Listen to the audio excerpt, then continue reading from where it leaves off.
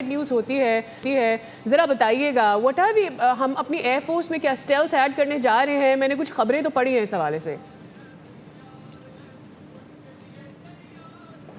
देखिए, इस हवाले से बहुत कुछ हो रहा है सादिया। जिस तरीके से एयर मार्शल ज़हीर बाबर सिद्धू साहब ने जिस तरह लीड फ्रॉम द फ्रंट किया है और बड़े सारे लोगों को पूरी दुनिया की बड़ी बड़ी फ़ज़ाइया जो है ना वो भी आज हैरान है ये कैसे हुआ। जहाज़ तो अपनी जगह है, इंडिजिनस तैयारियां अपनी जगह है, पायलट हमारे जिस तरीके से ऑपरेट करते रहे, उनकी जिस तरीके से साइबर वारफेयर में और इलेक्ट्रॉनिक वॉरफेयर में हमने लीप्स एंड बाउंड इसमें जो तरक्की की है तो सारी दुनिया भी देख रही है क्या करना है क्या नहीं करना।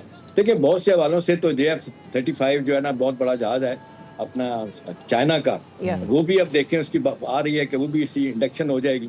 और हमारा एक जो जिस हवाले से थोड़ा सा ड्रॉबैक है सादिया, वो हिंदुस्तान का एज है वो ब्राह्मूस, वो जो ब्राह्मण और मॉस्को से बना हुआ वो एक मिसाइल है बहुत बड़ा उनका, उसका हमारे पास अभी तोड़ नहीं है। और कुछ इत्तलात हैं कि it's a matter of few months कि वो भी हम तैयार कर लेंगे। और हिंदुस्तान में इस हवाले से बड़ी उनको तकलीफ हो रही है कि ये सारा कुछ कैसे पाकिस्तान इतनी तेज़ी के साथ कर रहा है।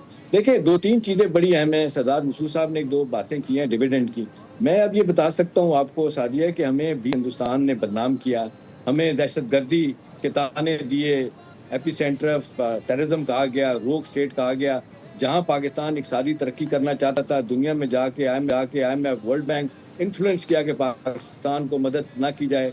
उनकी आप देख लें बड़ी इफेक्टिव वेल्दी डायस्पोरा हिंदुस्तान की अमेरिका में, वो पैसा खर्च करके जिस तरीके से फर्म हाई करते थे और जिस तरीके से लोगों को पैसा दे के सेनेटर्स को और हाउस ऑफ रिप्रेजेंटेटिव के मेंबर्स को वो पाकिस्तान को बदनाम कराते, तो पाकिस्तान ने बड़ी तकलीफ सही है।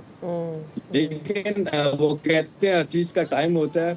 किस तरीके से टेबल टर्न हुए, अब सूरत हाल जितनी तेजी के साथ बदल रही है। देखिए ना, ईरान के साथ तो एक ये है कि जब ये मामलात हो जाएंगे ठीक तो एक तो बहुत बड़ा हमें फ़ायदा होगा। सबसे बड़ा फ़ायदा सादिया जो मुझे लगता है वो ये है कि हमें हमेशा रोका गया कि हमारी फॉरेन डायरेक्ट इन्वेस्टमेंट जो आपकी GDP का 23% होती है, बिल्कुल 2005 में आखिरी दफ़ा $5.5-6 बिलियन आई। अब ये जो बात मुझे पता चल रही है वो ये है कि ये जो मुसलसल यूरोप, अमेरिका और ख़ास तौर पे जापान की तरफ से हम पे ये नेगेटिव ट्रैवल एडवाइजरी लगती थी, अपने इन्वेस्टर्स को, अपने लोगों को कहते थे कि भाई अपनी मर्जी से वहाँ जाएं, ये रिस्क है पाकिस्तान में जाना। अब इत्तलात है वो ख़त्म हो रही है। चंद दिन पहले मैं यहाँ पे जापानीज एम्बेसडर से भी मुलाकात की थी, वो भी हंस के बात कर रहे थे कि ये बहुत हवालों से पाकिस्तान के साथ ज्यादती हुई है। तो मेरा ख्याल है उसको अंडू करने का वक्त आ गया है। अब देखते हैं शादी तरक्की शादी अगर नहीं होती है भले असली तौर पे कितनी फतवात सर। अच्छा, आपको कुछ सुनने में भी दुश्वारी हो रही है आपके इस पॉइंट को? मिस गवर्नेंस का है कि अमेरिकन इसको बहुत ज्यादा लोगों को कह रहे हैं कि जाएं इन्वेस्टमेंट करें। जी एक सेकंड अपना उबैद पूरी बात सुन लें। आपकी आवाज सुनने में कुछ दुश्वारी हो रही है, गालिबन कनेक्शन का इशू है। अब इत्तलात आ रही है कि अमेरिकन कंपनी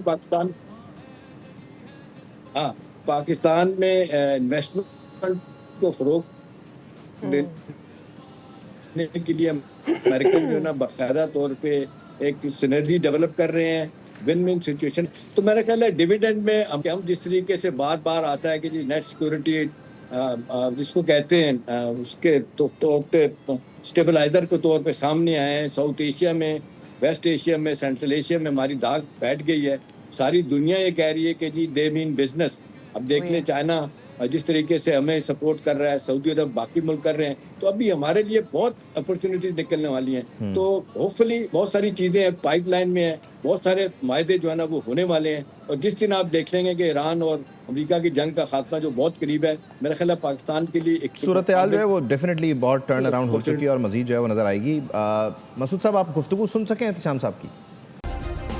सब्सक्राइब करें और बेल दबाएं ताकि कोई खबर रह न जाए।